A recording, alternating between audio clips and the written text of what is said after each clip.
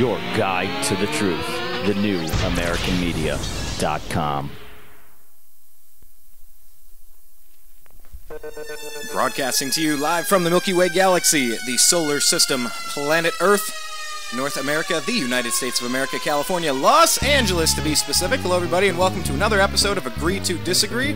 My name is Brian Engelman and I'm going to be your host as I have been for the past 4 years. Yes, we've been doing this show for a while now.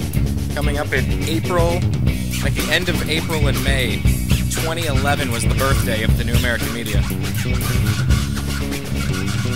It's pretty neat. Just kind of getting warmed up, if you will. It's really what it is. It's really getting warmed up at this point. But hey, thanks so much for checking us out.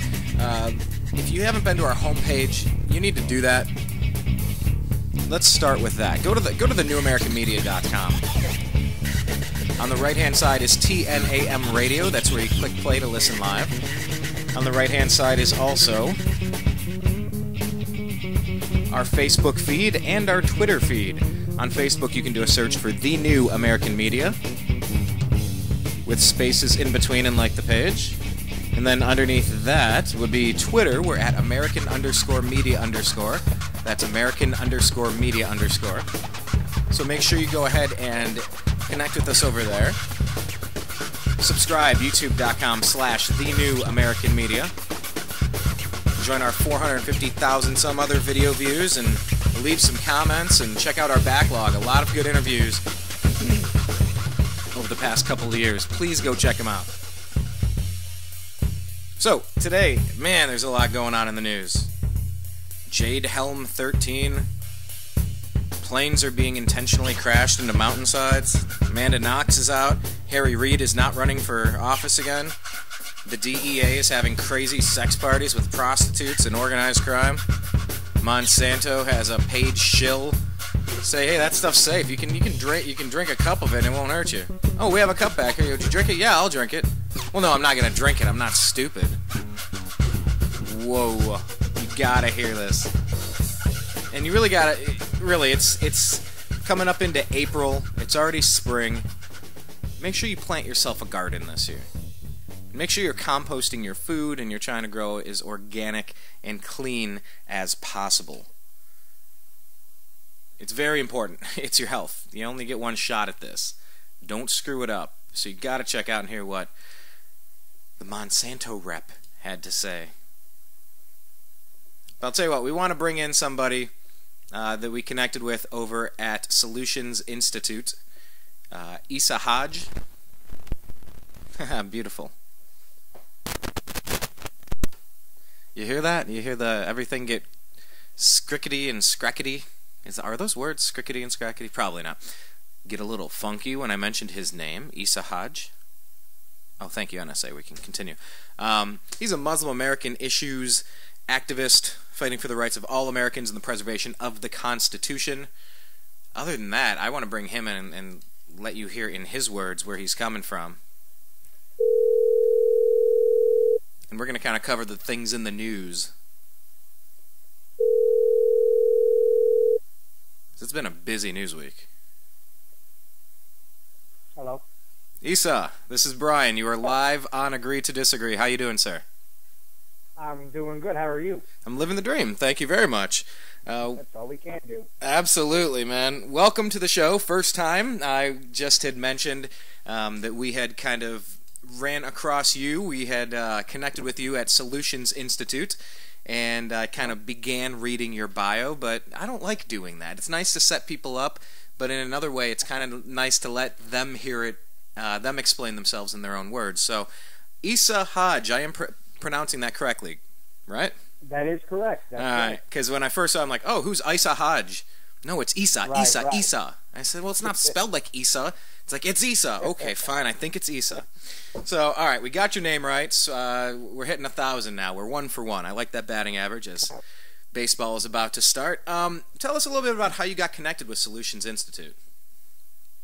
Well, my connections with Solutions Institute is through Daniel Johnson. I met him a few years ago on a project that I was working on, a rally in D.C. at the National Mall. Basically, I come across him just prior to that through Panda, and joined the organization Panda, and was trying to work some things here in my home state with Panda. And explain for people that, and Dan's been a guest on our show a few times, but for the people that aren't aware, explain what Panda is. Oh, Panda is People Against the National Defensive Authorization Act, created by the devils. by our government. Same thing. Tomato, potato. Yeah, same thing. So at that point, he was interested in my idea. At that time, I created the Million Muslim March in D.C. He was interested in the idea. He started to basically stalk me at that point, reading my articles. I had a talk show at that time called Real Political Talk with Isa. He began stalking me some more, and then got him interested, as well as a few other organizations, in the rally in D.C., at which point we went ahead and changed it in January of 2013 to the Million American March Against Fear, at which point, for some reason, Million Muslim March wasn't attracting the mainstream media's attention, but when you changed it to the Million American March Against Fear, and it was being organized by a Muslim, now all of a sudden mainstream media wanted to get, wanted to start. Why do you think that was? What do you think the big difference was? I think the big difference was that they were afraid that we were branching out to mainstream, to non-Muslims, which is ultimately what the goal was to begin with, because it's an American problem that we have. Doesn't matter what your faith is, or no faith, or whatever the case is. So if you can tarnish the idea, if you can blemish the idea, particularly when we began to get non-Muslim organizations on board, and you want to badmouth it. Even though U.S. World News had done 2 articles announcing the change of the name, announcing the new organizations on there, Fox News continued to call it the Million Muslim March in order to change it. But even when it was the Million Muslim March, they didn't say anything. But it wasn't until U.S. World News actually in January of 2013 published the first article about it, announcing the change of the name of the march and the direction of the march and the rally. So from there, he was very... Huh? Oh, I'm sorry. I was just saying, it's interesting when you deal with major news outlets. It was funny because with it, we're going to talk a little bit about Jade Helm 15, where Texans and pockets of American insurgents in Southern California. Oh, hell yeah! All right, cool. I guess I can go to that group. That sounds like me, I suppose. No, but there's this thing coming out, and Alex Jones and Infowars are all over it, and everybody says consider the source and whatnot. But Fox News is citing, and it's almost like they should do air quotes. They go, an Austin-based radio host or something. Like they're really trying to marginalize and kind of say the story and not really explain who it's coming from, and everybody knows where it's coming from. It's interesting in what they omit and what they choose to say. Everybody wants to take their own slant. And that's fine. Journalism will never. There's no such thing as neutral journalism. Everybody comes from their own point of view, and that's what they want to represent. Correct. But yeah, it's very interesting how you just change the name a little bit, and then who wants to still refer to them as ISIL or ISIS or IS or it's very interesting. Or a bag of idiots. I mean, yeah, it's. It actually was. This is what Daniel got me interested in with Solutions Institute. I'm one of the advisors on the board there for media manipulation, because ultimately that's basically what I did. Was I manipulated mainstream media because one of the members within the organization, he was from Bangladesh. His English was not perfect, but he did serve in the Iraq War. He's a Muslim, and he served in the Iraq War for the United States government. He did his 8 years in the Army, and so he acclimated himself as a United States citizen, in so many ways. They decided to circumvent me, who I was the event organizer, and decided to try to attack him on Sean Hannity's show. And of course, I mean, with his English skills and his ability to fully understand how we can be very tricky with our questions. how we can lead people on with questions. If you don't have a firm grasp of the English language, you could fall victim. And this is exactly what they did. Well, and everybody in Congress, Isa, everybody in Congress is a lawyer. They do the same thing. They want to trap you on, it depends on what your definition of the word is. These guys are wordsmith bullshit artists, like the upper echelon. It doesn't get any slimier than news media or politicians, and they're so in bed with each other. It's just a huge 80-person orgy. It's like a battle royal every time a big news story comes out, and they're all in on it, and it's so obvious when, people use the same stale talking points, and it's like you can tell when they're not thinkers, they're just regurgitators. Everything has to be scripted. I just don't roll that way. I go with loose outline, and I color really strange colors in between the lines. I just prefer it that way. Yeah, it's always... I always feel like I need a shower with bleach and a Brillo pad when I have to deal with politicians and the media at the same time. I feel like I'm the rotten meat in the middle of this disgusting sandwich here that they're trying to. I need therapy afterwards. My medication is increased at that point. It's just really traumatizing. It really is. So basically what I did was I used the media and their fever for this anti-Muslim, anti-Islam rhetoric, and basically instructed my partner in the rally, and told him that that you're like their new chew toy. They're going to want you on their show again. Everybody, Jeannie Piero, they're all going to want to take a bite out of you, and when they do the next time, you're going to make sure that I'm with you on there. And we had a plan where you would just basically have set answers that you would answer, but then you would always kick the questions over to me. I said, because if you take somebody that's articulate and speaks the same language, looks like them, because I'm a white American, I was born and raised in this country, and you pit me against them, wits against wits, it's going to be harder for them. It didn't take Jeannie Piero 10 minutes into the show before she cut my mic. Literally was doing the whole neck slicing thing, screaming, cut his mic. And then the icing on the cake was I knew that they weren't done chewing on him. So I said that they would call again. And when they did, this time we were going to put one of the other organizers on there that was not a Muslim, but we were not going to tell them that he was not a Muslim. This was Chris from MAD that we put on there, March Against Drones. And basically what I told him is that you don't announce that you're not a Muslim until they A, say something like they were to ask you, or it's close towards the end of the show. I said, they're going to treat you like you're a Muslim the entire show. And sure enough, it's exactly how it played out. They talked to him like he was a Muslim. They talked to him, and then was this a dude that would pass as Middle Eastern, whatever classic look that would be? No, he had Chris Phillips. He has his hair pulled back in a ponytail. Very Anglo-Saxon, Caucasian, white like me. Or okay.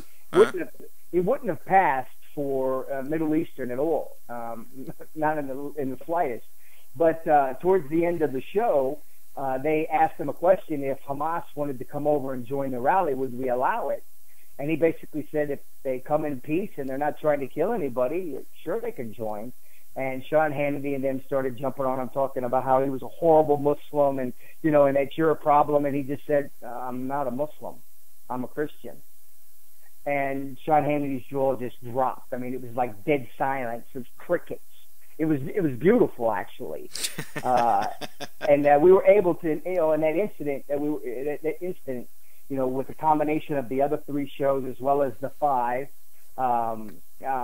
those 4 Fox News, I was able to paint a very broad picture to show, number one, the one-sided bigotry that's there. I mean, the lack of journalism, which we all know, but also just point blank showed the agenda that Fox News, and not just Fox News, CNN does it with a little bit of sugar. MSNBC does it with a lot of sugar. And Fox News just pees all over it. I mean, that's just how they have all pushed this agenda.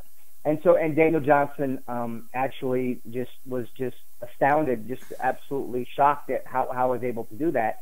And so this is what brings me to Solution Institute, is that, I bring a sense of past history of being able to manipulate mainstream media and to get their attention, and then at the same time, for us as activists, to be able to use that, use the devil with its own tools, use the devil's tools against itself. Yeah, and I've been seeing some reports coming out saying that, you should get off of Facebook, that you're being spied on, and, there's this new report out. Yeah. And my thought is, or use it against them. Exactly. I mean, it's here. What am I going to hide in a cave and pretend I don't think the things I think? I do a damn radio show. I'm a pretty open book. What am I hiding from? No, I'm going to stand up and speak loud. I'm not going to cower in a cave, because as long as we have this toy, man, I'm going to use it. Who knows how long we have the internet as we know it?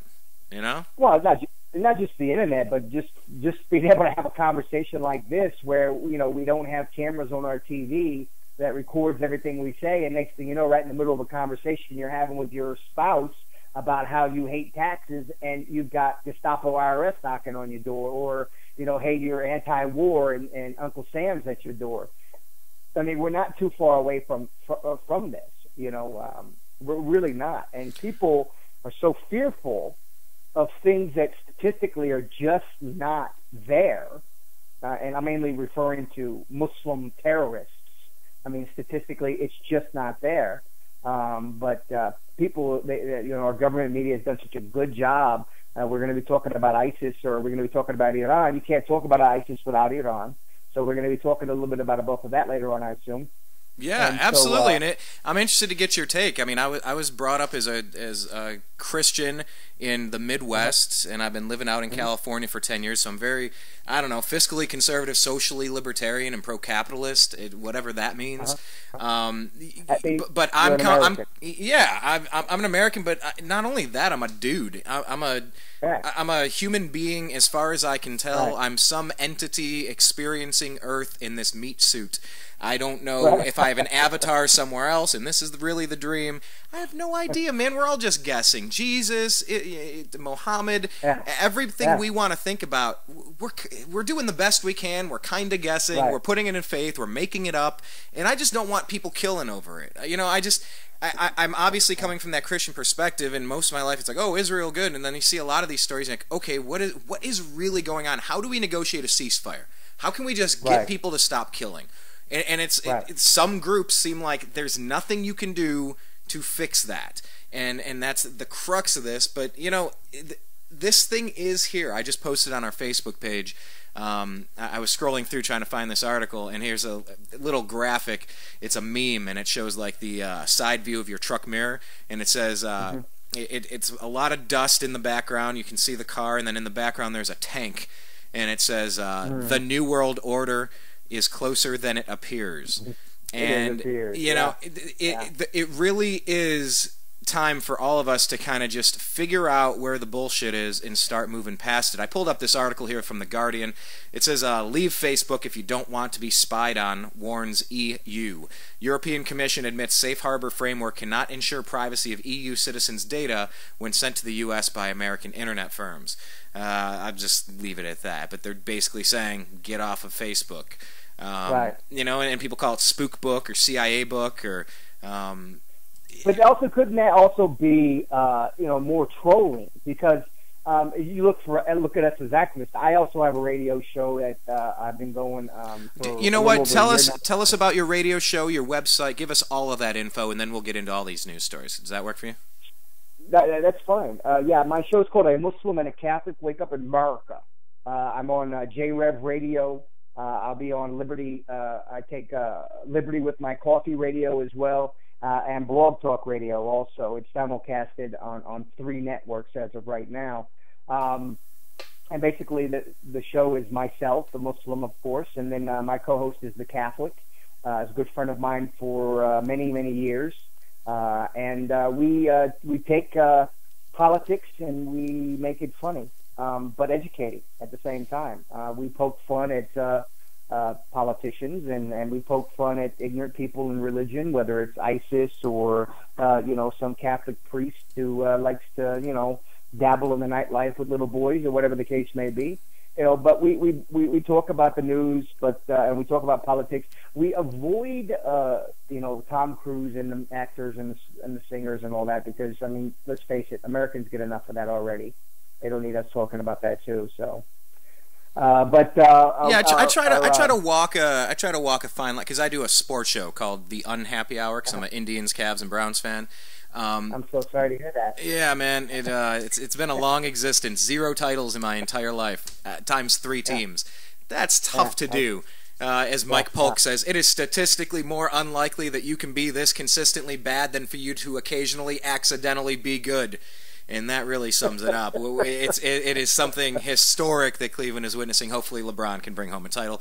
Anyhow, I digress. So I obviously do sports, and then I do politics, but then I try to also ponder the earthly experience and ponder the afterlife, and I try to get into more metaphysical and ancient alien stuff, trying to understand how did this get here, what happens when we're leaving here. Those are the important things. But yeah, I mean, I get sucked into the current events from time to time. I try to keep most of that stuff sports related though, because that's the my soap opera of choice, I think. I'm a Giants fan, so I mean, I completely understand. I'm a Yankees fan as well, so and we have lots of titles. I could share one with you if you'd like. Would you like? You know what? I'll tell you what. Okay. I kind of do, but I'll tell you what. Let me see if LeBron and the boys can go grab one of their own and hoist it up, and I can fly back home for the parade. Maybe that'll happen. Now, if it doesn't, then we can talk again about that. But no, I just there's important stuff to talk about, and that's why our show is called Agree to Disagree. It's okay that we don't agree on all the issues. It's fine. Just let's keep it mostly civil. Mostly make your passionate point, but just stay mostly civil. And I'll bet you we might agree on a couple of things.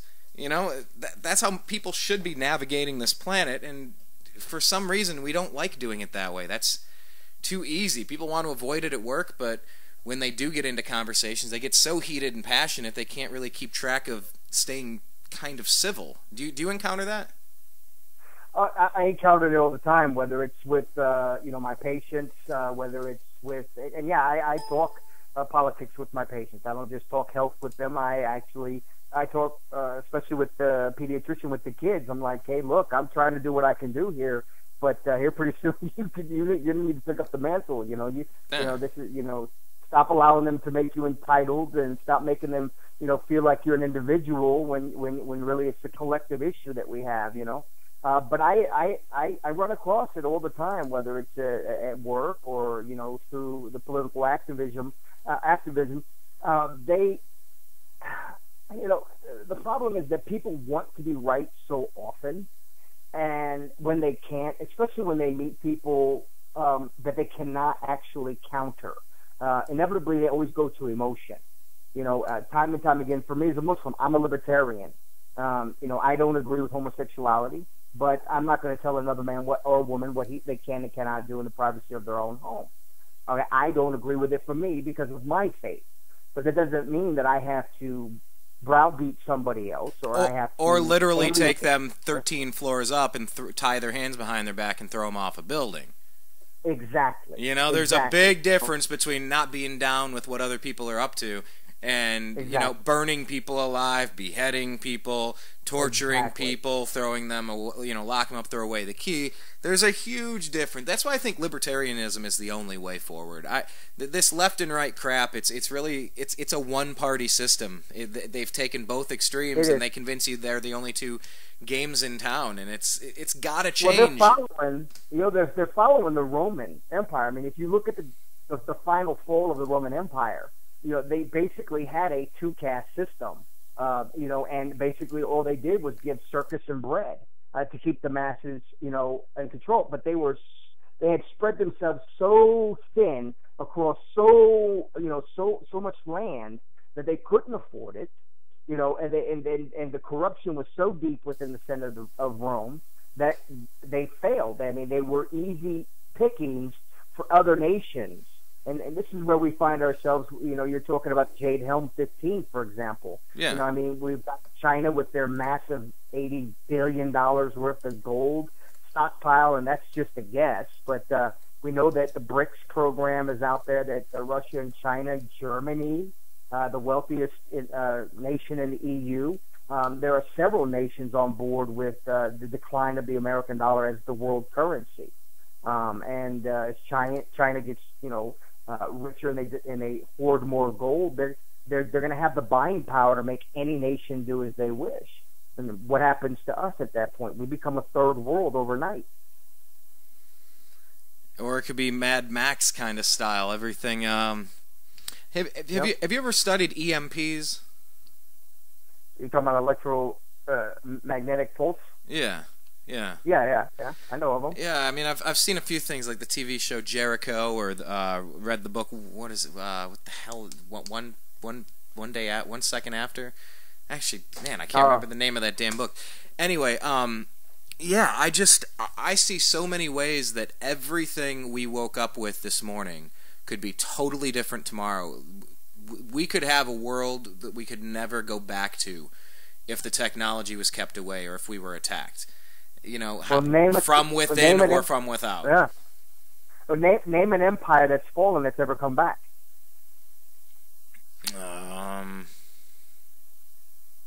I don't know. The Atlanteans, the Greys,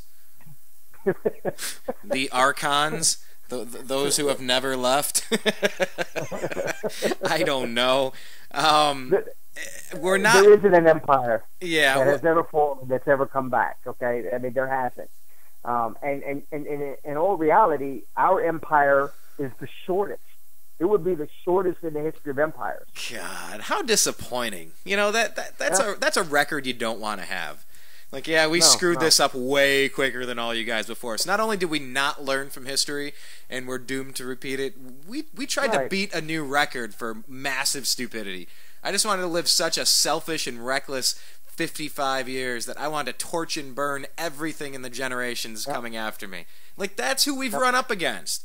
That's who our parents and our grandparents and our great-grandparents and our great-great-grandparents, that's who their generation was. I talked last week or 2 weeks ago with Laura Eisenhower, great-granddaughter of President Eisenhower, and talking about the military-industrial complex.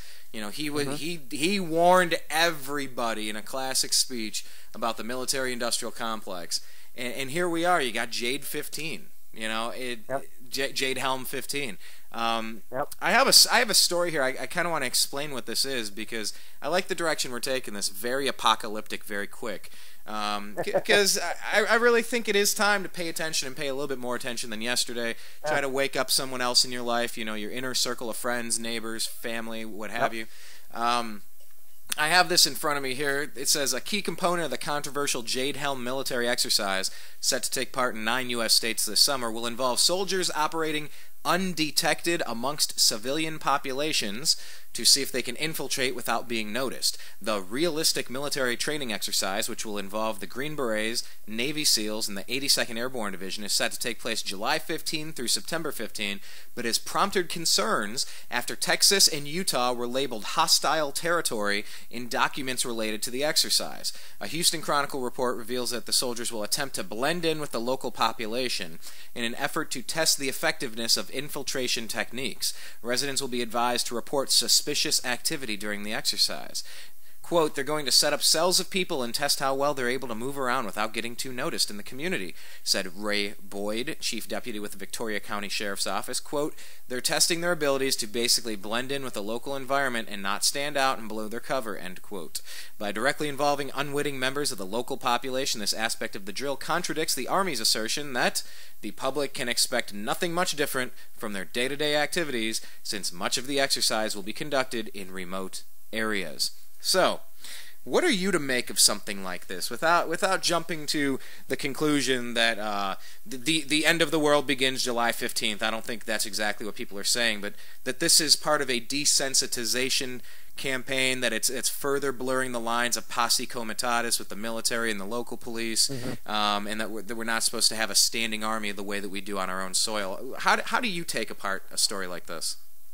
Well, basically, it's just another step forward. If you take a frog and you have a pot on the stove of water, and you put that frog in the water, and you turn the fire on, and you slowly, gradually turn it up, that frog will never jump out of that water. The frog will literally let itself get boiled to death. We as humans, particularly us as Americans, because we have been so spoiled with all our advancements, with all our wealth, with all of our privilege that so many countries in the world have not had, we're just like that frog. So if you run out, any time in history, even if you do it today, if you run out and you just completely disband the Constitution, completely make this illegal, everything's illegal, you go to work when I tell you, this is where you work, this is what you do. If you did this, you'd have mass hysteria and you'd have, 300 million Americans hitting the street. I mean, literally, you would have that many. But if you gradually take away rights, slowly over time, you get used to that and you get accepted of that. And so that you allow the next step. Everything, especially over the last 14 years, since 9/11 is the catalyst, to be honest with you. 9/11, with the creation of the Patriot Act, with the creation of the NDAA, we look at these false flag events like Boston Marathon bombing, for example. Okay, there was absolutely nothing that the United States government or local police did that helped arrest the suspects. Everything that they had were from private businesses and people reporting of a bleeding person in a boat, okay? Nothing that the police did. But what did they do?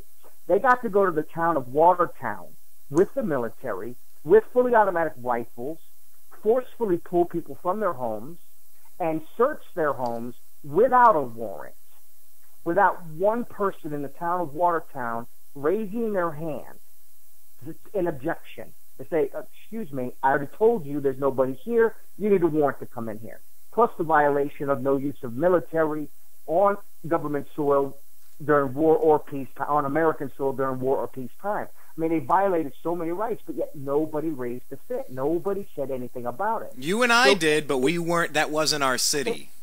It wasn't our city, exactly. Everybody in Watertown was like, thank you, Master. Oh, thank you so much, Master, for keeping us safe from these terrible boogeymen that you've now created for us. Thank you so much. Please just destroy my house. Kick my door in. Point your gun at my daughter. Please. Oh, pull the trigger. Pull the trigger. Please, come on, pull the trigger. Maybe even shoot my dog while I'm at it. That'd be neat. Tase my elderly father. Throw a flashbang grenade into my son's crib. That'd be cool. Yeah. Yeah, go ahead and do that. No, I'm good. Yeah. I'm good.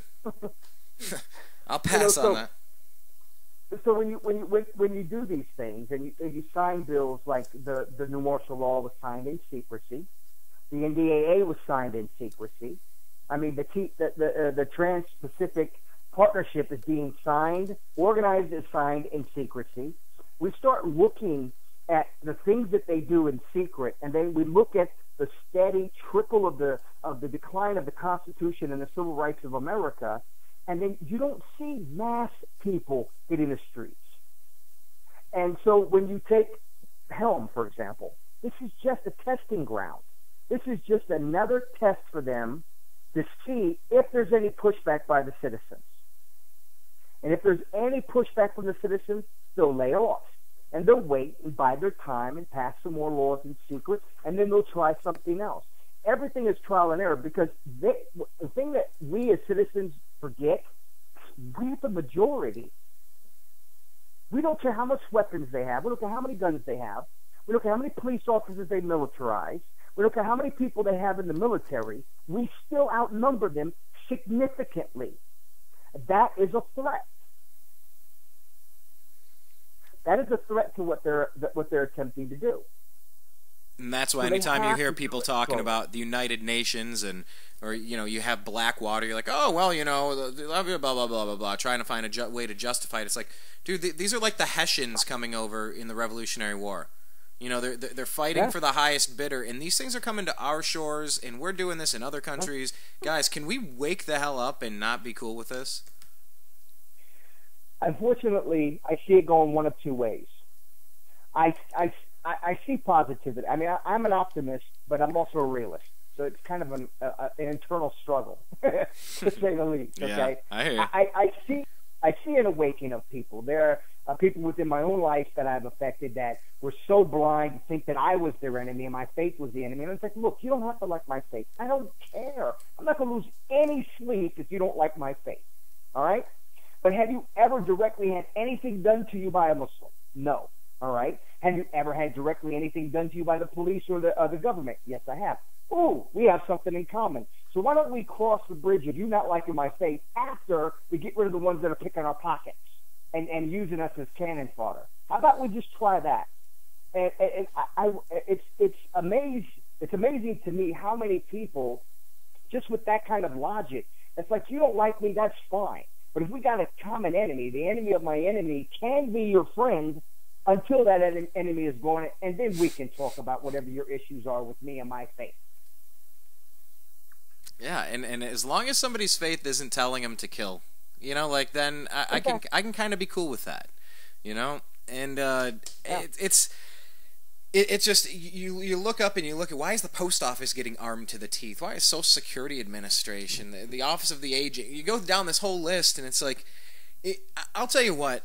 At some point, you've just studied enough, and it's like, man, do I really need to sit here and give a new dissertation on all the reasons why I am convinced that things are headed really badly for us if we allow it to continue as it is? No, I've kind of made up my mind that it's kind of danger, Will Robinson.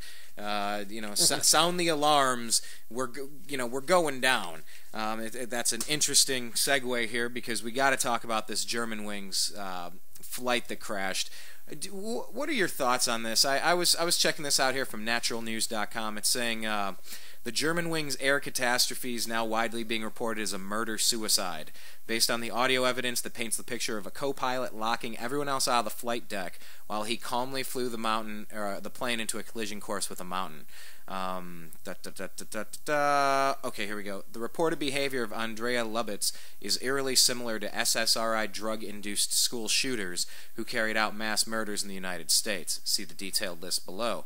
In case after case, school shooters have been found to either be on prescription antidepressant drugs or recently taken off them, causing withdrawal side effects. That seems to be the story that we're getting now. We're not seeing any, 9/11 style theories as to what happened. They're saying this guy kicked people out, he was depressed, he was on antidepressants anyway, and he just locked the door, and they figured it out, and they're banging, hitting it with an axe, trying to break through the door, but it had been too engineered to protect them inside that they didn't think of this option, and he flew them into the mountain and destroyed them all. What do you make of this? Because this is kind of the biggest story of the entire week. Well, to be honest with you, I think it's just a crazy person. I think that there is something to say about these anti-anxiety medications. I'm in the medical field. I own a clinic. So, I mean, I deal with this. And I'm not a big fan of these psychotropic drugs. I'm not a big fan of the anxiety medications or the depression medications or the bipolar medications, because I know what they do. They keep the person in this cycle of depression and psychosis. This is what happens. But what I find funny about the story is that what do you think the headlines would have been if his name was Ali? I know exactly what they would have been. Here's another one. Absolutely. Mohammed Who was flying, and if you actually looked, like a day ago, before they released who this was, all of the top comments were, why are they withholding the guy's name? Oh, I check every flight I get on to see if there's a Mohammed flying the plane.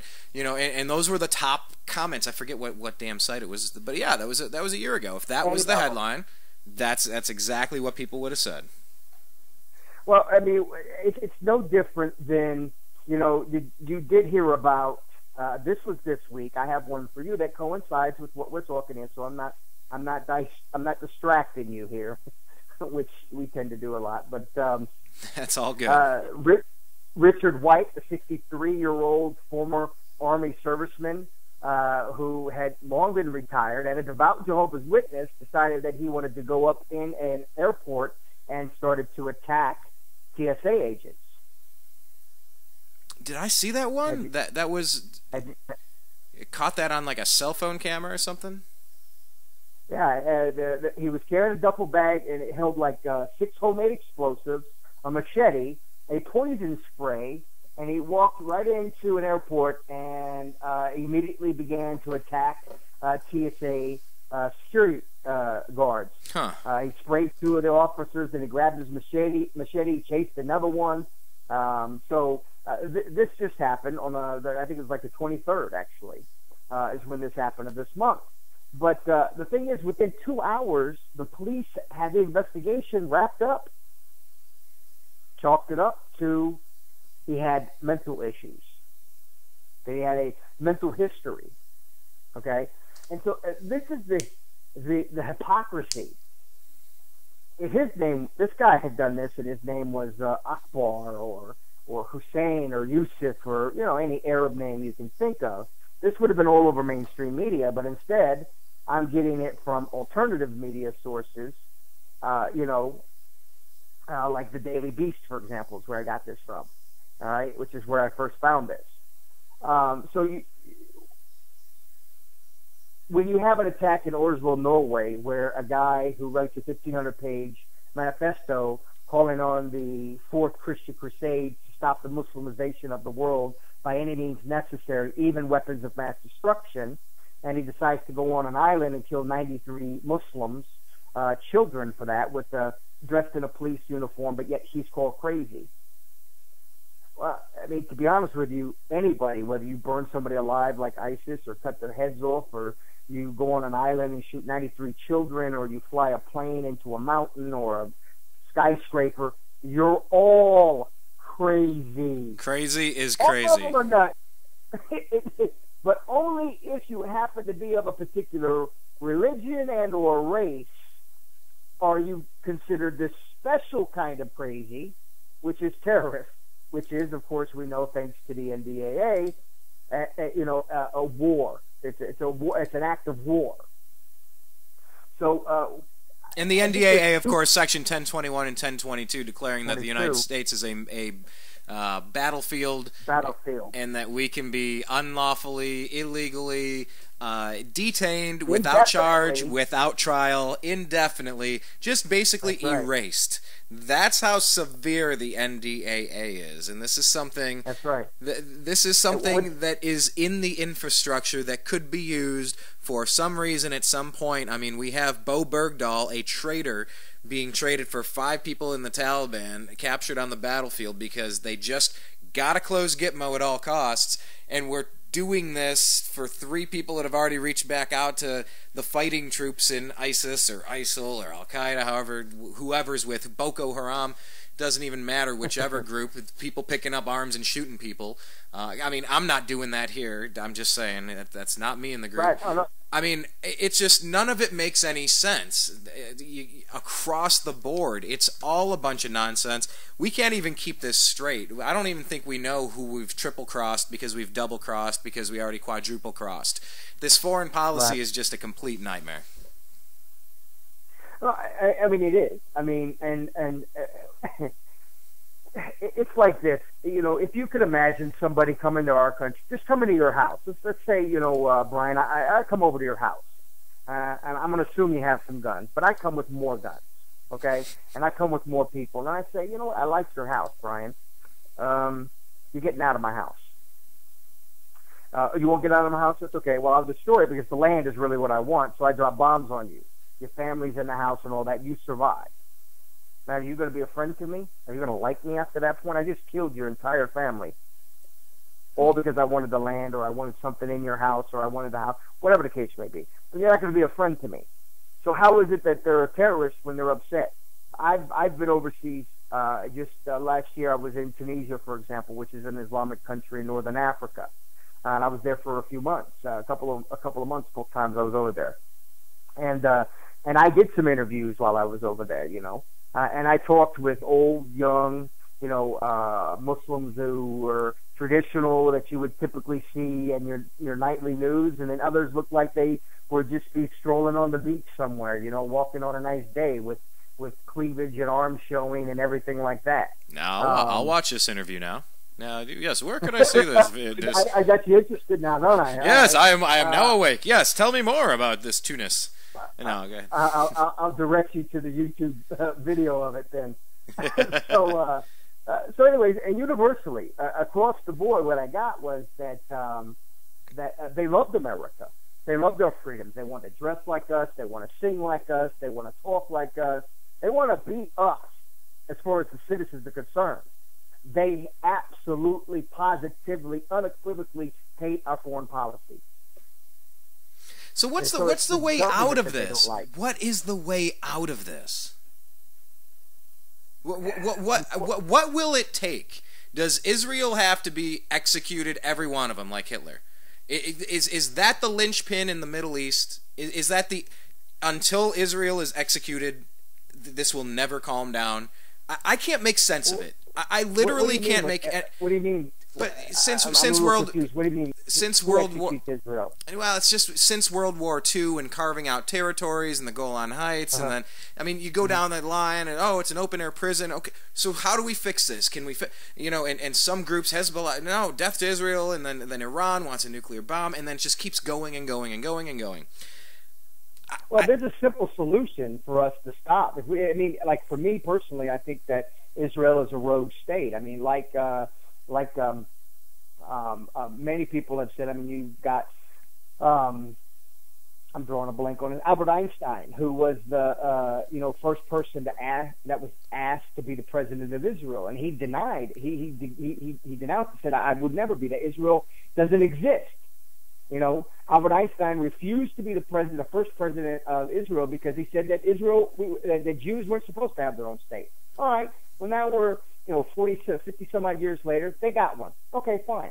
There is possibility for a two-party state, a two-state solution, but not as long as our tax dollars is continuing to fund one side.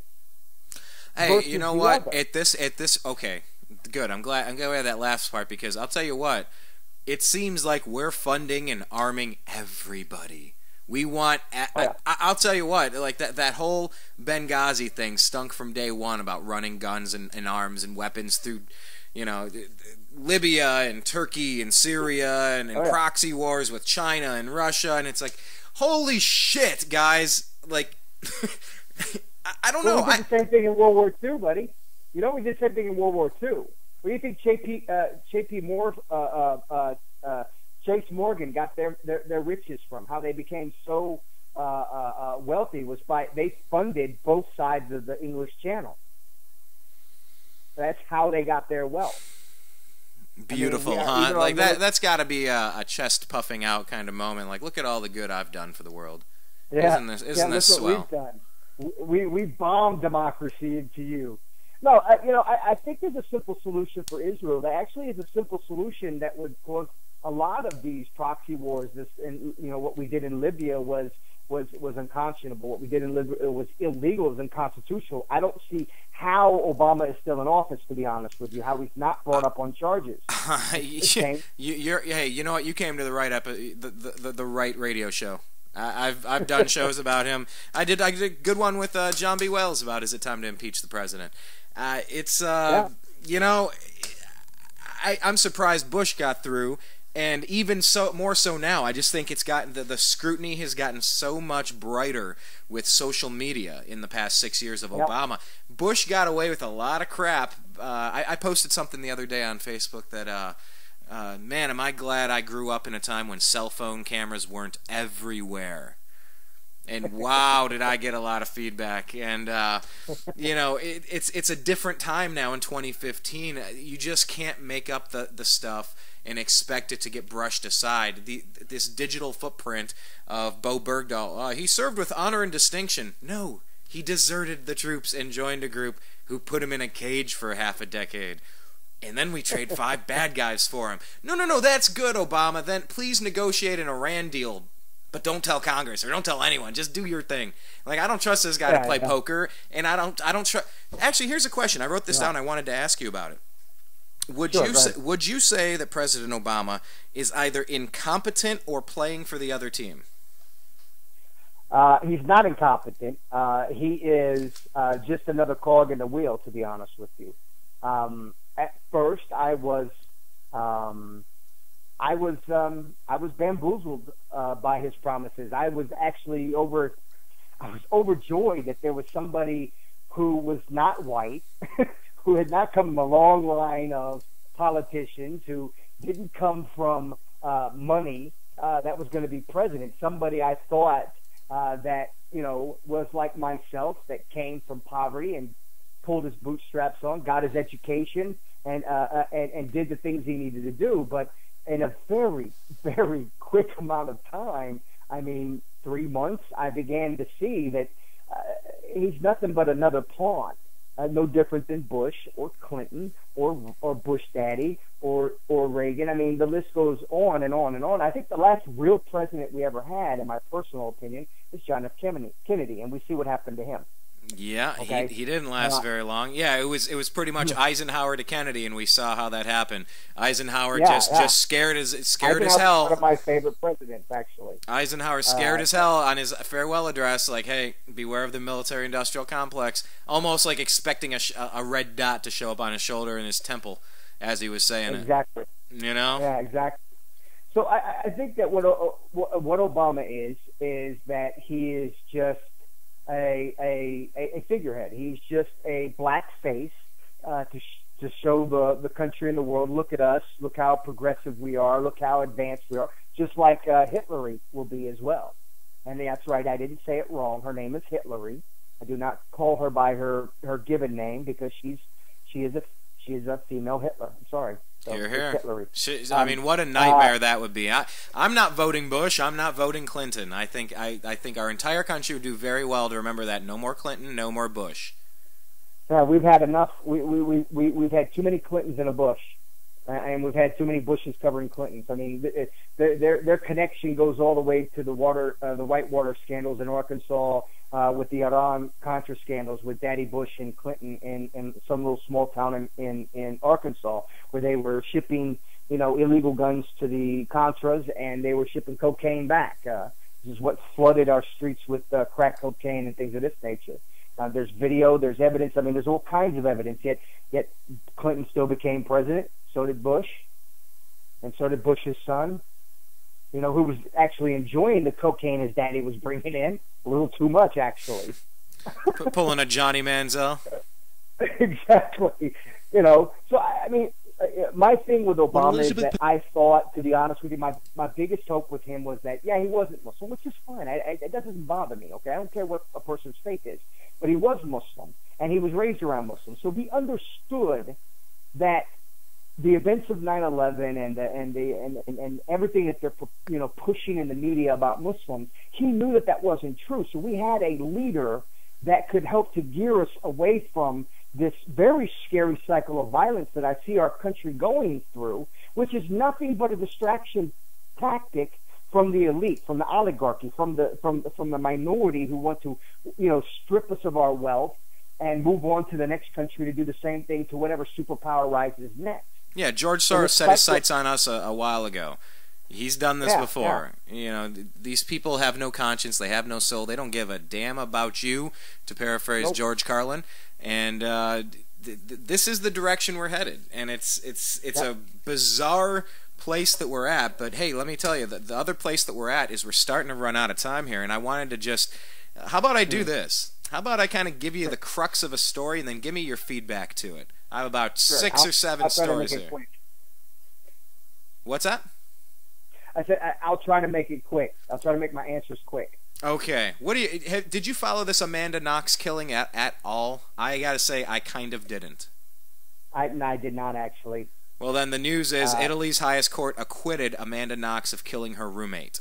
So that is ending her saga, and I am ending that story on the program. But it's worth noting. What do you make of this thing here? On Politico, DEA agents had sex parties with prostitutes. Agents of the Drug Enforcement Administration reportedly had sex parties with prostitutes hired by drug cartels in Colombia, according to a new Inspector General report released by the Justice Department on Thursday. In addition, Colombian police officers allegedly provided protection for the DEA agents' weapons and property during the parties. 10 DEA agents later admitted attending the parties, and some of the agents received suspensions of 2 to 10 days. What do you make of this? That's it. Yeah. Well, they must have got a hold. They must have got a hold of the same pimp that provided the same prostitutes from the same country to Secret Service for Obama. Obama when he went down to Colombia a couple of years ago. The exact same thing. I remember this. This was 2012. 2012, yeah. And I did a radio show on it, and I said, for the love of God, Secret Service, keep our president safe so that we can vote him out of office. I remember that show specifically, and yeah, I mean, I'm. They got this stuff on speed dial, and they pass it around into offices. You know, whether it's the FBI, next time it's going to be the NSA agents. It's their turn this year. Oh man, well, we already know about the Bill Clinton stuff and Jeffrey Epstein going to these pedophile islands, and man, these stories get weird when you go down this rabbit hole. Have you taken any time to go down this? The royal family, the Bill Clinton connection, the Jeffrey Epstein thing, the Catholic Church. Have you gone there in your research? Actually, we did a show on my radio show about that. We went down that rabbit hole and we came out of the other end. Yeah, we definitely needed some therapy after that because it was pretty disgusting, to be honest with you. Hey, you know what? Talking about pretty disgusting, I want to toss this out here. This, if you haven't seen it, you got to check it out. This is a lobbyist with Monsanto, and I just want to play it for you. I'm just going to play it for you. I'll try to set it up as best I can. See what needs to be explained, what doesn't. And buffering. Thank you, ObamaNet. Thanks, ObamaNet. Do not believe that glyphosate in Argentina is causing increases in cancer. Okay, now here's the scumbag saying that there's the I should learn how to say this. Glyphosate is not causing cancer in Argentina. This is so. Do not believe that glyphosate in Argentina is causing increases in cancer. You can drink a whole quart of it and it won't hurt you. He makes the drinky motion with his elbow and hand, like if you'd say to a bartender, "Hey, buddy, I need a beer," and the guy sitting across from him, his eyes kind of light up. He's like, "Seriously, did hold on, let me hear you make sure. Did you just say you could drink a cup of it, a quart of it?" Do not believe that glyphosate in Argentina is causing increases in cancer. You can drink a whole quart of it and it won't hurt you. You want to drink some? We have some here. I'd be happy to, actually. I'd be happy to. Not really, but... Not really? I know it wouldn't hurt me. If you say so, I have some glyphosate. No, I'm not stupid. Oh, okay, so you no, but I know so it's dangerous, right? No, people try to commit suicide with it and fail fairly regularly. Tell the truth. It's not dangerous to humans. No, it's not. So you're ready to drink one glass of glyphosate? No, I'm not. Are you ready to drink a glass? Interview me about golden rice. That's what I'm talking about. Okay, then it's finished. Then the interview is finished. That's a good way to solve things. Yeah. You're a complete jerk. You could even drink a quart of it. Oh, good, I have some here. You'll drink a quart of it? No, I'm not stupid. I mean, have you ever heard something just go so poorly yet so beautifully demonstrative of exactly how two-faced and corrupt these people are? Have you ever heard anything that good? I don't think I have, actually. That was priceless. Yeah, I heard that earlier today, actually. And I was like, I'm a member. You won't take a dose of your own medicine there. I'm on the board of directors with my homeowners association, and years ago, after I started studying Monsanto, I said, whoa, hold on, we're using Roundup on our property? Okay, you can do that anywhere else, but we're not doing that here. It's either got to be organic or you got to find another method. So now we weed whack weeds that come up in cracks in the corners instead of spraying it down. We do. I've seen them with fire devices. Those things are actually pretty cool. They're just incinerators. Just that's it. They're gone. And they're done. And it's like we can all make little purchasing decisions, and we could all talk with our local HOAs and our local governments about, hey, are you guys spraying that in the parks? You know, stop that stuff. We're paying for it. We don't want it. This guy, oh yeah, you could drink a quart of it. Oh, I have some here. You want some? No, I'm not stupid.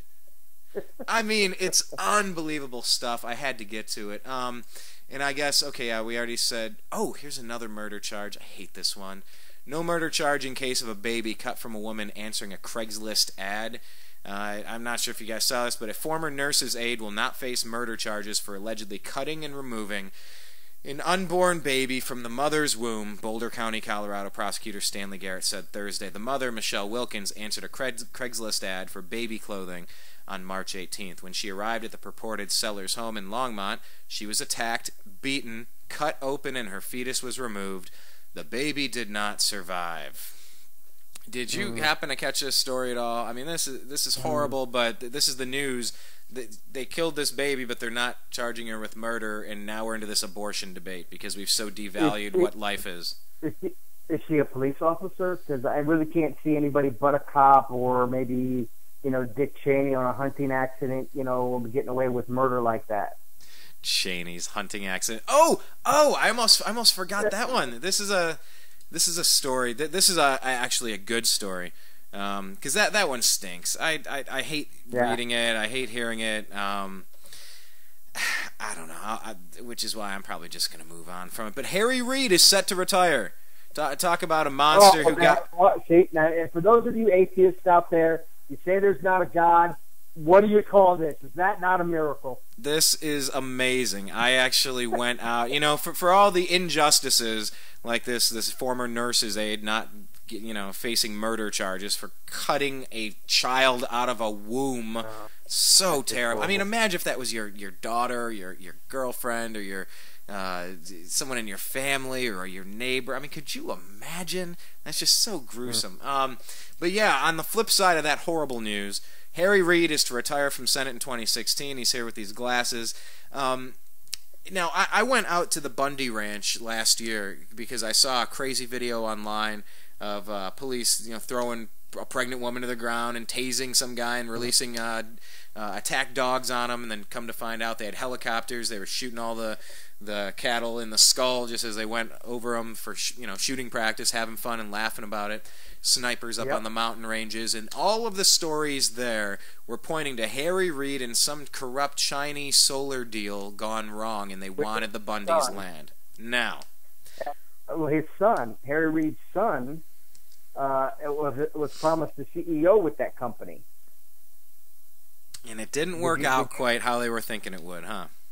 Exactly. That was the reason why Harry Reid wanted him off that land, was because of the fact that the Chinese company that made solar panels had promised to give Harry Reid's son, I'm thinking his name, Chad or something like that.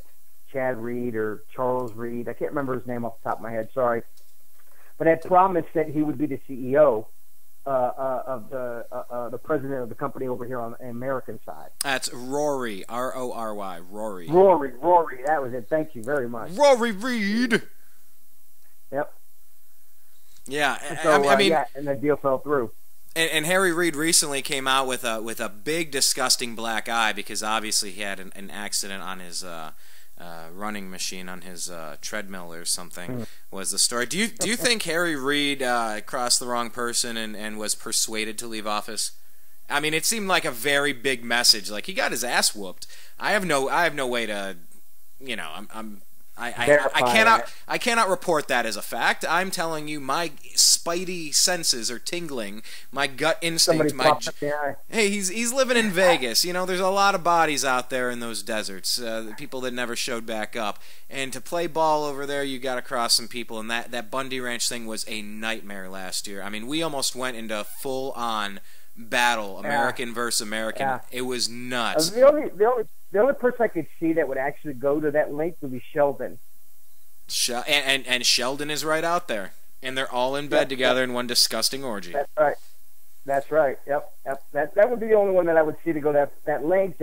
And for Sheldon, if that were to all transpire, to the extent of the militia against, the government, and all that were to turn out uglier than it did, Sheldon would have, his casinos and his money and his profits would have been significantly hit big time. And so I could actually see, not Sheldon himself. I mean, I think if that man moved too fast, he'd break a femur.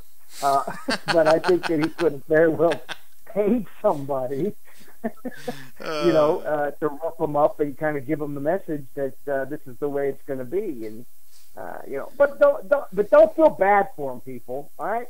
He's got a nice fat pension plan waiting on him. He has had all the inside scoop of all the inside trading and all the information for to make a bundle of money.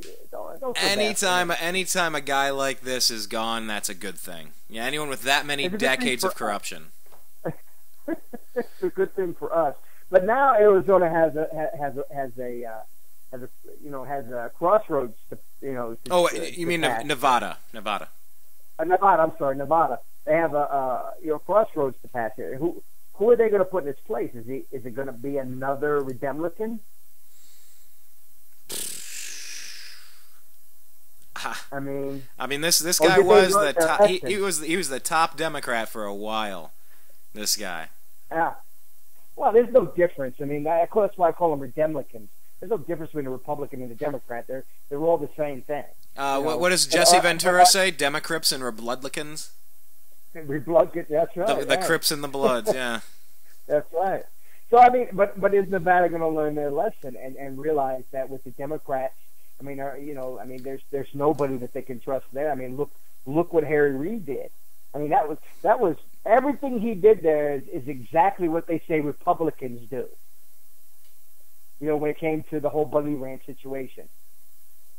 Oh, all these guys are completely corrupt. They're completely two-faced. They're completely hypocritical. The Dianne Feinsteins and the Barbara Boxers and the Nancy Pelosi's that we can't have guns and we got to restrict guns and this and that. Walk around with their armed guards and security. It's like with their own armed security. You guys aren't tricking me. You're not royalty. This isn't England. We don't play that game here. And your game is up. At some point, their game is up. I don't know. We'll see. I'm very thrilled to see this cross the line, that Harry Reid is gone. But he can do plenty of damage in the next year and a half, so don't let your guard down. But I wanted to bring that to you. 2 more stories here, and then I want to get your full take on ISIS and the whole creation of it as we get you on out the door, Isa Hodge. Okay. These 2 are going to circle back around to what we were talking about, these conflicts here. Let's see. Richardson. Yes, here we are. And we can't scroll because why? There we go. Former UN Ambassador and Energy Secretary Bill Richardson expressed concern over the nuclear deal with Iran. Although he said he would reserve his judgment ultimately until it's finalized, he said on Friday's Squawk Box on CNBC. Okay. Richardson said that the deal remains to be seen. There's only a few days left. I'm a little concerned. I think the nuclear deal... I was with the Energy Secretary the other day, who's a nuclear scientist. The nuclear reduction, which I had wanted to be a nuclear ending of their nuclear capacity. My worry is that these other regional efforts, Iran's behavior, its support for Hamas, for Hezbollah, for its efforts in Yemen, they've got an American journalist held there, they have an American Marine. I want a package that involves a deal. Maybe if the deal involves all that, I'm going to be okay, but you never know at the last minute. I've been in these negotiations. Something may surface that addresses the issues of Iran's state-sponsoring terrorism, but we'll see. I've been a backer of the administration, but on this one, I don't know where I'm going to end up. Yeah, nuclear capacity, let it end or diminish, he declared. What do you make of this whole Iran thing that's going on with the nuclear weapons and the Obama administration releasing formerly classified information about Israel's nuclear program?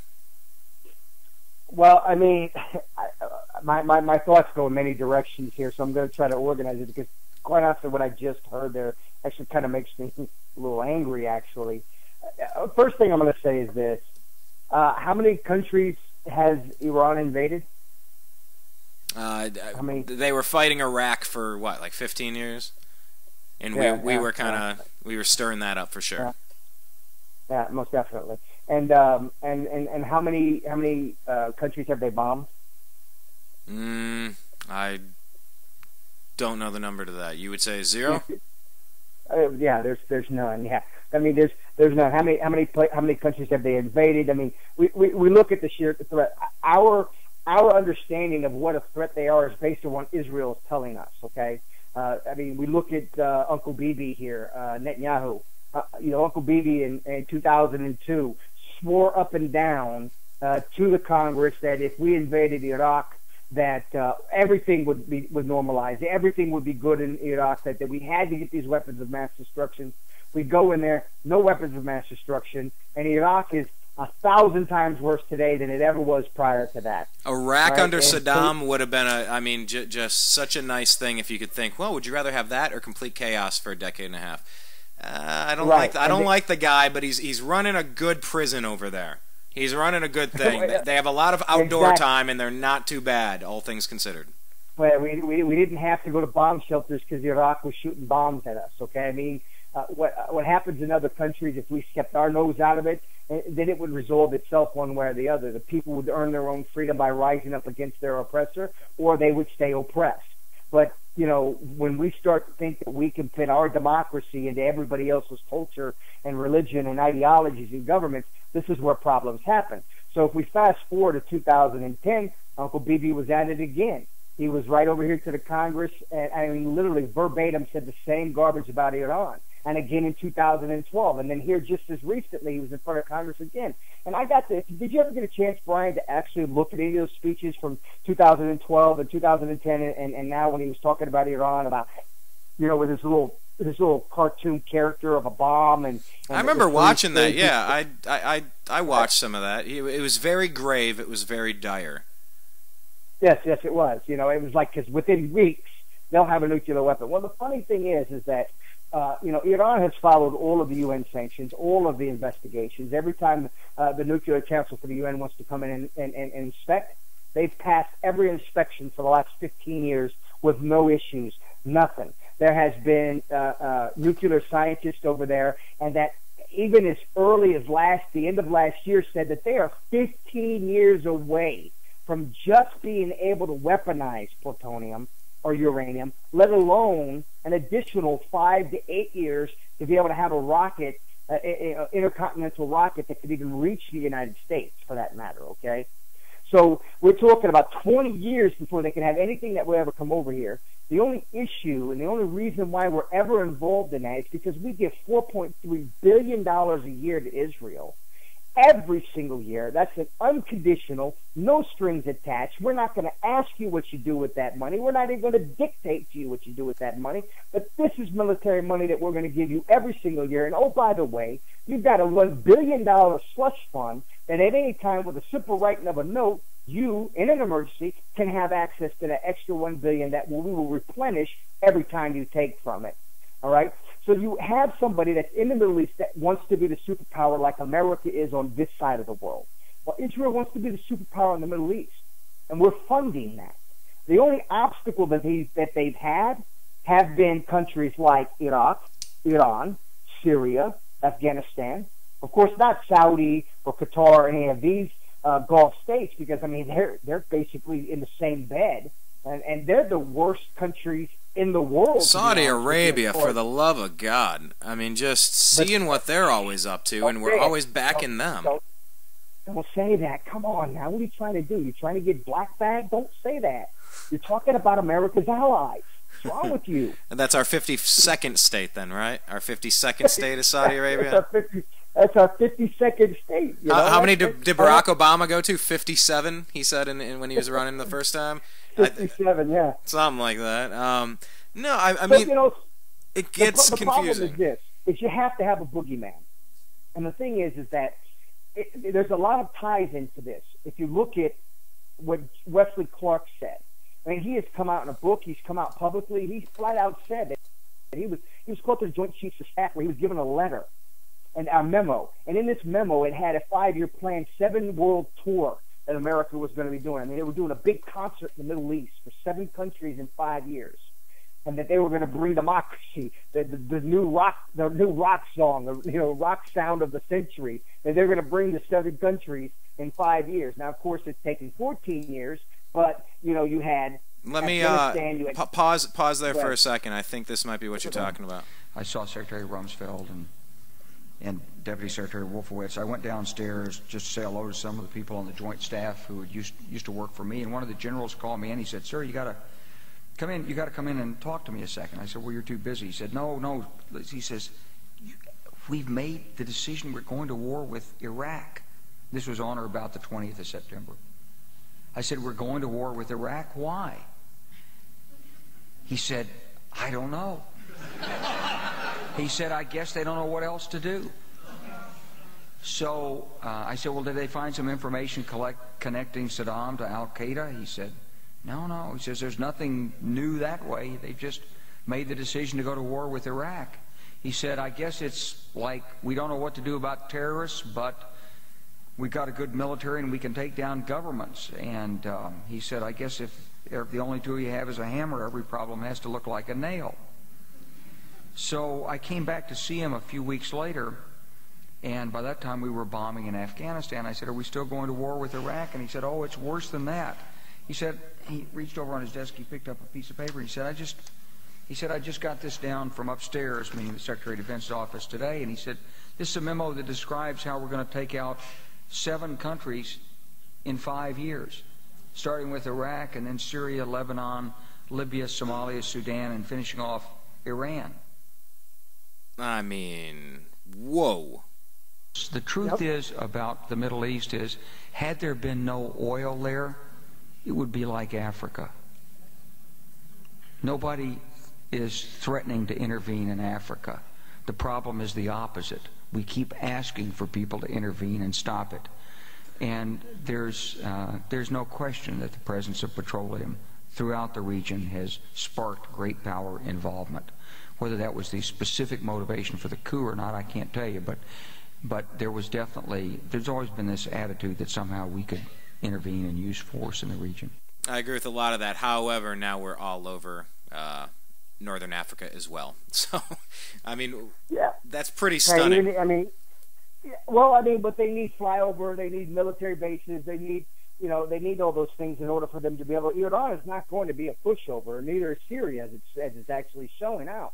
They weren't pushovers, but it wasn't just about oil, like what Clark just said right there. It's not just about oil; it's also about Israel wanting to be the superpower in the region, number one, and the fact that they want to have their country, their boundaries set by what Herzog said in 1913 when he created Zionism to begin with. Is that they want to have Israel to be from the Euphrates to the Jordan River. Well, that cuts into Saudi, that cuts more into Jordan, more into Syria, cuts more into Libya. It takes all of Palestine off the map completely. I mean, that makes for one massive country if you look at the circumference of the Euphrates to the Jordan River, which has always been the plan. It's been repeated by Sharon. It's been repeated by Bibi on numerous occasions, as well as Yaritz.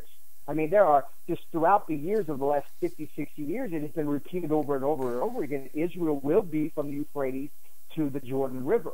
So you have all these people, these indigenous people, that where are they supposed to go? Here to America, to France, to England? I mean, is this what they're supposed to go to?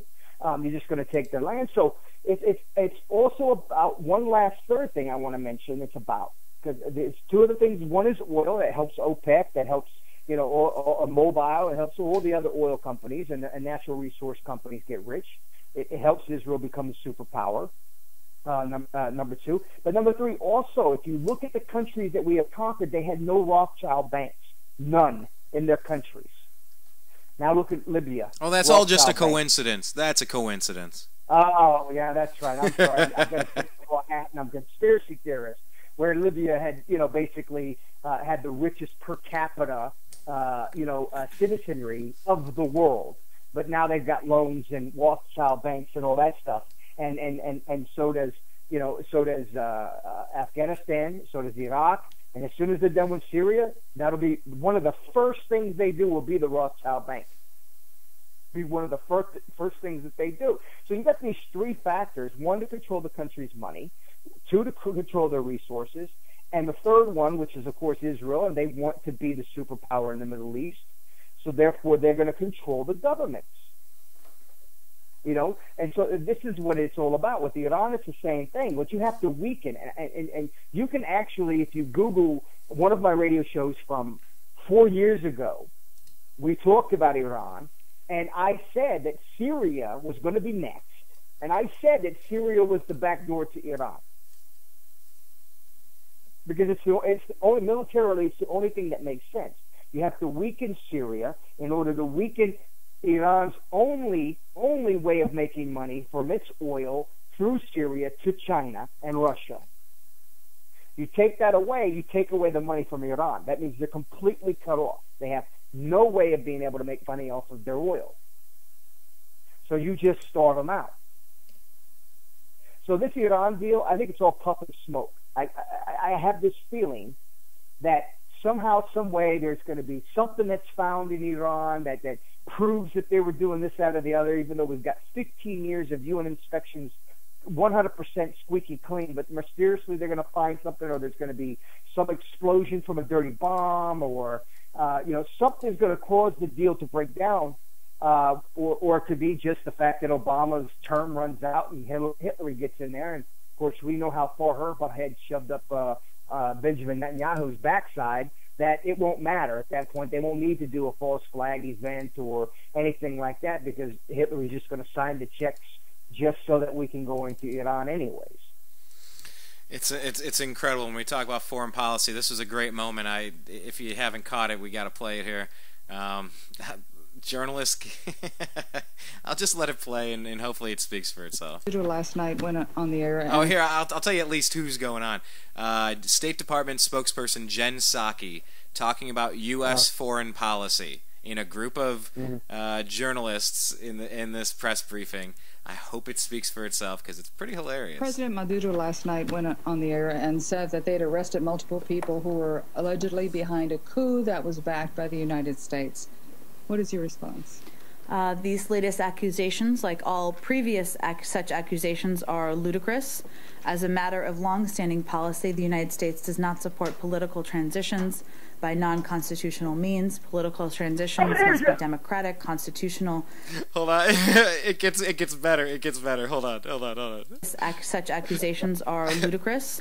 As a matter of long-standing policy, the United States does not support political transitions by non-constitutional means. Political transitions must be democratic, constitutional, peaceful, and legal. We've seen many I know. Hold on, it gets better. Times that the Venezuelan government tries to distract from its own actions by blaming the United States or other members of the international community for events inside Venezuela. These efforts reflect a lack of seriousness on the part of the Venezuelan government to deal with the grave situation it faces. They are chomping at the bit. Like, hold on, wait a second. Did I just... Hold on a second. Did you just say what I thought you just said? Whoa. The U.S. has a long-standing practice of not promoting... What did you say? How long-standing is that? I would... I mean, this guy is a rock star. Whoa. Hold on. It faces. The U.S. has... Whoa. The U.S. has a long-standing practice of not promoting... What did you say? How long-standing is that? How long-standing? In particular... He can't even put his words together. And he chuckles. I mean, he's sitting there with a leg crossed over the other leg, like kind of chewing on his glasses, like the end of his glasses, like, whoa. Hold on a second. I've heard crazy before, but did you really just utter the bullshit I think you just uttered? He's giving her one of these looks, and the people around her laughing. Hang on. In America, that is not a long-standing practice. Well, my point Deer in here, headlights. Matt, without getting into history, is that we do not support Not getting into history. involvement with, and these are ludicrous accusations. Great. Will you drink a quart of that bullshit? No, I'm not stupid. No, I'm not stupid. We're not going to talk about history, even though I just got to saying that we have a long-standing history of not being involved in other countries. Why would we talk about history for? I would prove the point you're trying to make. It's amazing. Oh, I don't want to talk about history. Wow. Okay. But we have a long-standing history of not doing it, but I don't want to talk about history. She goes, whoa. The guy goes, whoa. Hold on. How long-standing? And it just keeps going. You guys should check that out. Jen Psaki is the gift that keeps giving. She's fantastic. Let me kind of wrap it up on this one here, and then I'll kind of, if you want to take your answer to this and then transition into your take on ISIS. I listened to a really good Ben Swan video piece about, I think it's still our featured video at thenewamericanmedia.com on the top right side. But the whole ISIS thing is such a mess. But I want to kind of set it up here because I am very conditioned, having been somebody who was lied to. I lost my doctor. I lost my health insurance plan. My plan almost doubled. I think it's up 80-something%. It almost doubled. My premiums are up. I lost my prescription drug coverage. Every lie the president told me, on top of him passing the National Defense Authorization Act, on top of all of the other nonsense going on, I am very conditioned to think, well, if it's against President Obama, then it's good because he's so bad. And like you said, I can't believe he hasn't been removed from office already. This is I want to get your take coming from your religious side. This is a radio talk show host that definitely stirs it up. Conservative radio host Mark Levin on Thursday said that President Obama is the greatest threat to Jews in Israel since the 1930s. He says Barack Obama, as a result of this and the other things he's doing, including arming up the Islamo-Nazis in Tehran, is the greatest threat the Jews face, not in this country, but in Israel since the 1930s. Levin said that Obama's relationship with Israel and his decision to negotiate a nuclear deal with Iran threaten Israeli Jews. Quote, he's the greatest threat they face since the 1930s, and I say that because he is doing more now to degrade Israel's military and defense posture, its intelligence information. He's doing more now to arm Israel's enemy than anybody. He's the greatest threat that the nation faces, and by the way, he's a great threat to our nation too, as far as I'm concerned. Now, what do you make of that? With me being, like I said, if Obama's for it, I'm probably against it, and President Obama just does not like the Israel. You know it when he didn't show up at the speech, when Netanyahu spoke in front of Congress anyway. It is very frosty. That would be the warmest way we could say that. They dislike each other, Obama and Netanyahu. What do you make of Mark Levin's comments here about Obama and Israel? Well, it sounds like I mean, I have no problem with Jews. My faith itself says that the people of the book. It's Zionists that I have a problem with, and Zionists are the ones that are causing a lot of the issues that we have in this world. Explain the difference to people that don't know any better. Well, Jews are those who follow the Torah, right? They're the ones that follow their faith. Those are the ones that are spiritual people that believe in their God. But the Zionists actually follow the Talmud. The Talmud is a very filthy book. It has excerpts in there where it says that Mary, mother of Jesus, and Jesus are in hell right now, boiling in feces and sperm, right? That Mary was a whore, and that, it's very derogatory towards Christians. It calls Christians their goyim, their slaves. Basically, Zionists, according to the Bible, they're recognized in Isaiah, where they say, you will know them from their works that they worship at the synagogue of Satan. Even my book, the Quran, talks about them as well. It talks about the difference between a Jew, the people of the book, and a Zionist. Now, the word Zionist is a relatively new word for the Bible and the Quran, so the word Zionist does not exist there, but the description of who they are and what they're doing is in both the Bible and the Quran. And it talks about them that they're devil worshippers, basically. These are not people of God. They're not the people of the book. They're not the tribe of Judah. Okay, these people are devil worshippers, and they don't care who they kill, who they use. As Henry Kissinger said, our soldiers here are nothing but cannon fodder. Okay, that's all we are, is cannon fodder. And this was recently that he said this. So I'm anti-Israel in the sense that Israel will not negotiate a two-state solution, and that's what is the only thing that will cause peace in that region, is a two-state solution. Period. I'm not saying that Israel has to give up its land and move back to Europe. I'm not saying any of that stuff. What's done is done. Because if Israel has to pack up and move, well, guess what? So do the rest of us in America. We got to give it back to the Native Americans. Everybody's somewhere. Everybody is currently somewhere. That they didn't start out with, or that they took from someone else. I mean, that's just the history of man. Now that we're here, now let's find ways that we're not killing. As basically, that was just released today, an article that I read. They did a study that actually the Holocaust of Palestinians, and not just Palestinian Muslims, but Palestinian Christians as well, are dying in Gaza and the West Bank as well, all right? But the Holocaust of them, the occupation of them, is actually greater than what happened to the Jews in Germany during World War II. Now, this was written by, I want to say I read it out of The Guardian is where I read this out of, but they're also talking about this last summer, the death toll of Palestinians is the greatest since 1967 with the first intifada that happened. It's amazing how much good journalism you got to find out of The Guardian and RT.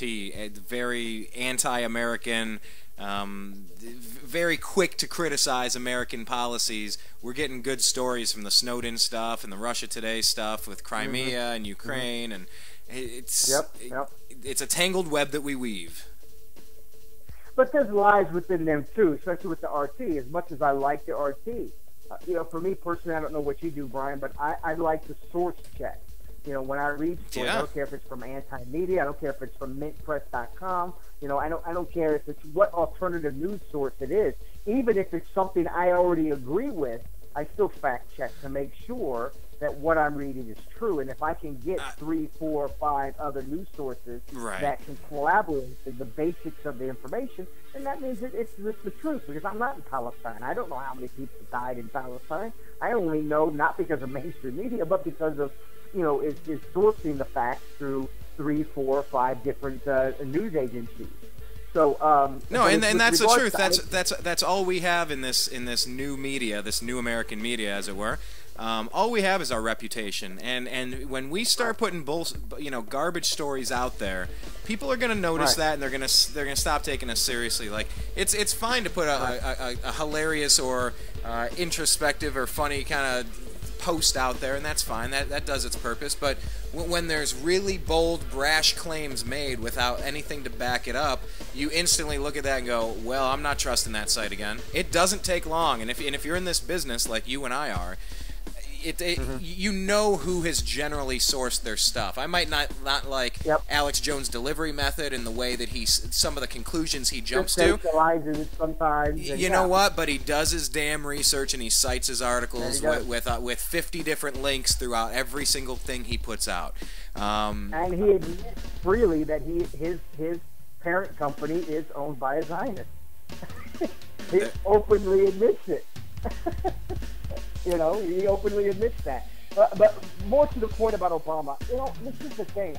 I'm trying to peek behind the curtains this, because it is counterintuitive to the 5-year, 7-year, 7-country tour plan. It is counterintuitive to, what we've done since 1967. $121 billion since 1967 we have given to Israel. It's counterintuitive to, just the unbreakable bond between the two. Is it because Uncle Bibi slept with Obama's wife? That's the reason why there's a personal issue?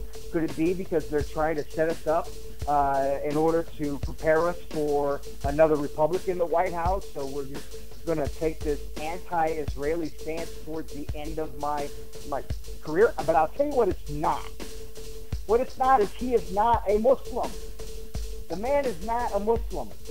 He has admitted out of his own mouth that he's not a Muslim.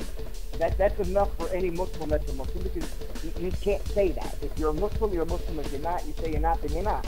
But on top of that, the man has actually killed more Muslims than Bush did. Now that much is true, but doesn't it say in the book somewhere in the Quran that you can lie if it's to further your cause? You're talking about taqiyya, and I like that sauce on my tacos. And actually, that is another false meme that goes around. Lying is actually only permissible on 3 occasions. All right? One is in the act of saving somebody's feelings. Like if my wife comes to me and says, hey, does this make you look fat? If I say yes, I'm not going to get any affection from her for a while. So I lie and say, no, honey, it looks great. You're just fine. Don't you worry about that. Second time is if it's going to save somebody's life. Then we can lie. And the third, I'm sorry. Oh, no, and the third? And the third one is during war, it is a lie. And during the Prophet Muhammad's peace and blessings of God be upon him during his time, he actually used a lie. He told one of his men to spread a rumor that they were retreating from the battlefield in order to sucker them in. And when they came in, they were able to attack and they were able to fight. That is a part of war, is deception. Like Sun Tzu in The Art of War, and some people could say that someone like a President Obama in the power position that he has, in order to save lives of XYZ country, XYZ nation, XYZ leadership, XYZ whatever, a lie could be made to do that. People have looked at Barack Obama as being a Manchurian candidate for a long time. People looked at George Bush being part of the New World Order, just, the next line in the chain of puppeteers that are controlling everything behind the scenes. And You know, I don't know what the easy answer is here, but you know, I like having you on because you're definitely coming at it from a different perspective, and I think just being libertarian in general, I think I just want to be left alone. I want to do my thing and let other people do their thing until someone wants to force me to do something, and that would be conversion, that would be just any use of force. If one more Jehovah's Witnesses knocks on my door, I'm sorry, but that's a violation of my lip. No, I'm just kidding. Hey, Isa, let me interrupt just briefly for 1 second, because I want to finish the last thing about Takia. Yeah, sure. Takia, the act of Takia is only practiced by Shia. That is a Shia, and that's only 70% of the Muslims in the world.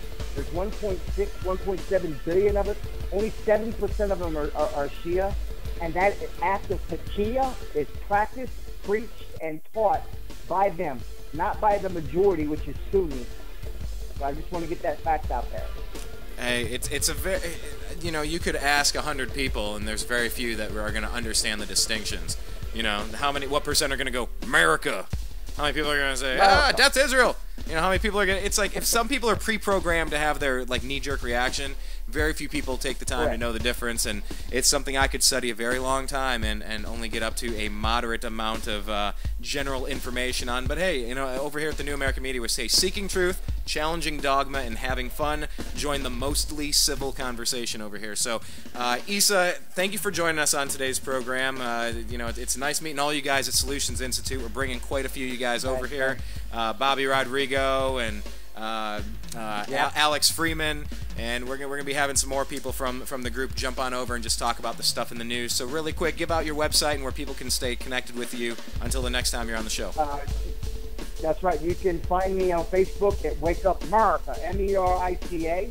Okay, the show is a Muslim and a Catholic Wake Up in America, and it has to be said that way, America. America. Okay?